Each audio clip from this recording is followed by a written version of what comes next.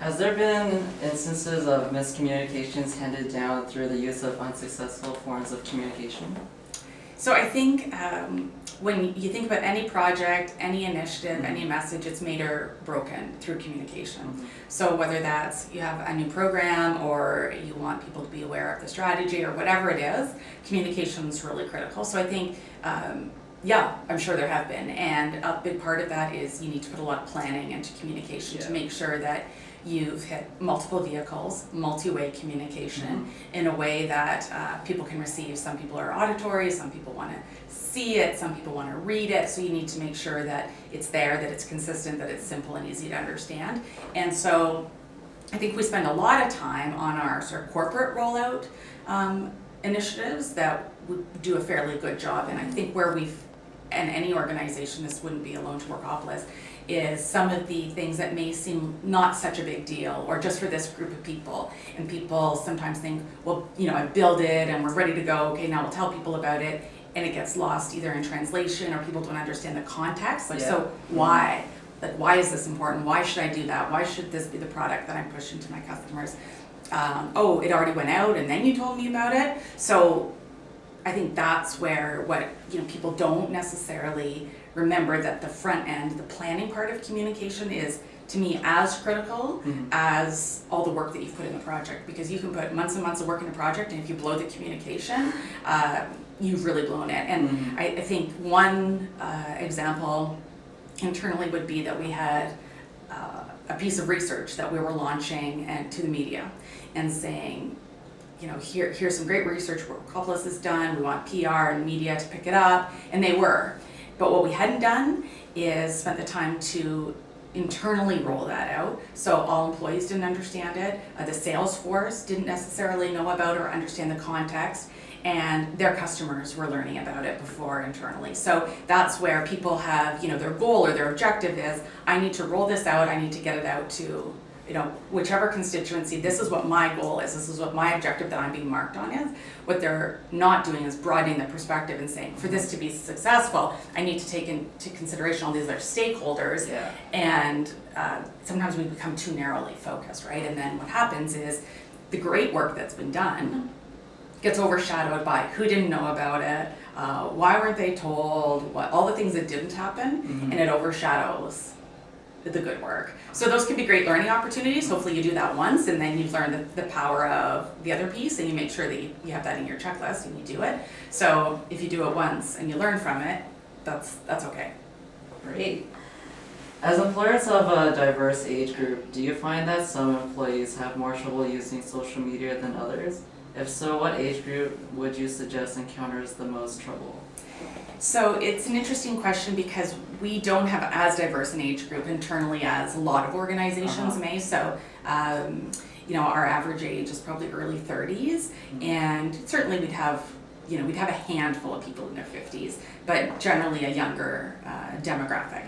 So, but I absolutely still see that they're, the way I would be one of the older employees, the way I would use social media is not nearly as active as some of, the other people that I work with every day who are, I tend to go on and look at things. I may not contribute as much. I've had people who are probably in their late 30s, 40s saying, I don't understand what a hashtag is, or how should I do that, or what should my LinkedIn profile look like? And they're more conservative, or they hold themselves back more from just jumping in, where I think, younger people are a lot more apt to it being second nature and be really comfortable, and that's how they communicate. Because the phone just doesn't seem to ring unless it's a mobile. I don't even know why I have a landline anymore unless people externally are trying to sell me on something. But internally, that's a huge change, right? People are going to text you, they're going to instant message you, they're going to internally even, they don't pick up the telephone. So I think that shift has really happened. So I would say, anywhere from late 30s on, people tend to be a little bit more hesitant. They want to use it, but they don't know how. They're a bit more nervous, so they're looking for the training and the education. Whereas, the bulk of the organization is just, just like it's second nature. And I think the opportunity there is to have workshops, training available for how to use it, how not to use it, even if it's online or best practice kind of stuff. Because if you're not comfortable, you may want to read it a little bit and get a bit more comfortable and then dip your toe in the water. So I think it's just understanding that, which is why you need to communicate multiple mediums, multiple times. Yes. A lot of organizations use social media to recruit, such as LinkedIn. What downfalls do you think that has, and how is Workopolis more effective? Well, I don't know that Workopolis is more effective necessarily. I think Workopolis is one of the avenues that people need to take when recruiting. I think, and we're very aware that there is no one-stop shop for recruitment anymore. There used to be. You could go to a job board and post, you could go to a recruiter and, a staffing agency or a recruiter, and they would go and find the people for you. Now there is no one-stop shop. There is multiple levers that employers need to use and need to pull. So that could be from your own career site to the job posting to aggregators or people like Indeed and some of the other ones who are going to scrape, to using Facebook and running your own campaigns, and then really though creating the talent circles, creating the opportunity to connect with folks. So I think what the important thing is making sure that you have a strategy and having a social plan. So social, technology, there's just always stuff happening, whether it's through something like Twitter or it's through something like a job board. So I think what you need to do is have, like anything, have a plan, have a strategy, and know what role each part plays, and be able to monitor and have metrics associated with each one, because you could, as an employer, have all these things going all the time and be running around trying to post things on different places and not sure what is driving the most traffic, the most quality, the most quantity, and ultimately landing in a hire. So this is where HR and organizations in general need to get a lot more focused on metrics and being really cognizant of for where they're putting their effort. And for certain jobs you may do really, really well on your career site. Other ones you may need to use other social media or other technology. So you need to have a lot more intelligence, I think, now into how you recruit and how you focus. And there are lots of things out there that you can blend the two. I mean, even us doing social job share. So you can post a job with Workopolis, but we also can offer you the opportunity to push those jobs out through multiple sources, and that's one push of the button. And people need more of that, and then they need the metrics behind it. What kind of marketing or promotion do you think Sorry, I'll ask that again. Okay. What kind of marketing or promotion do you think you do really well? What's gotten you excited about the way you put your company out there, and why? So are you talking Workopolis as an employer and what we put out there, or Workopolis as a company and what we do from a marketing perspective? The second one? The marketing. Yeah. Okay. Right. So as far as Workopolis, I think there's a lot of great things. One is we're constantly putting out new things. So we just launched something called The Workshop, which is a creative services agency.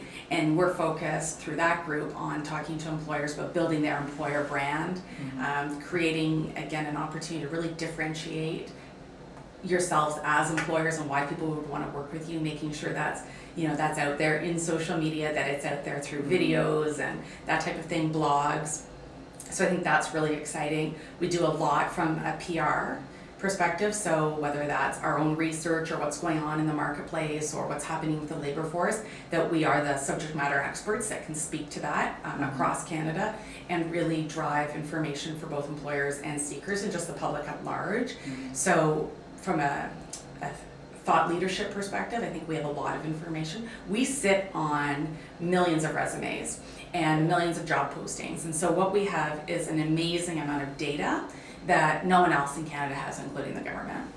So when we have data scientists and business intelligence analytics to go back and really look through that, it's absolutely phenomenal, the insights that we have that we can share with the Canadian public about how the world's changing, how job seekers act, how employers act. So that part's really cool, and I think a real differentiator for Workopolis. And then also we have the opportunity just through advertising and making sure that our brand is out there, that it's known, that it's top of mind. But over and above that, I think then we can differentiate and say, well, how could Workopolis help Quebec? That's a different market for sure, and we have different challenges in Quebec than we do, say, in the oil patch. Or youth. We know that youth has a staggering unemployment rate right now, and it's harder and harder for folks to get jobs. So how can we connect with youth and be a resonating factor, whether that's through social media, about how we get our message out and involve them back in. So I think there's a lot of things, and we have spent a lot of time making sure and investing in products and services and information that will really resonate with people in different demographics at different stages of their career. Nice. Okay. Compared to previous jobs you've had, would you say working in a mostly online environment is vastly different than working in a regular company? How does communication differ in comparison? It's a good question. My history has been outside of Workopolis within telecom.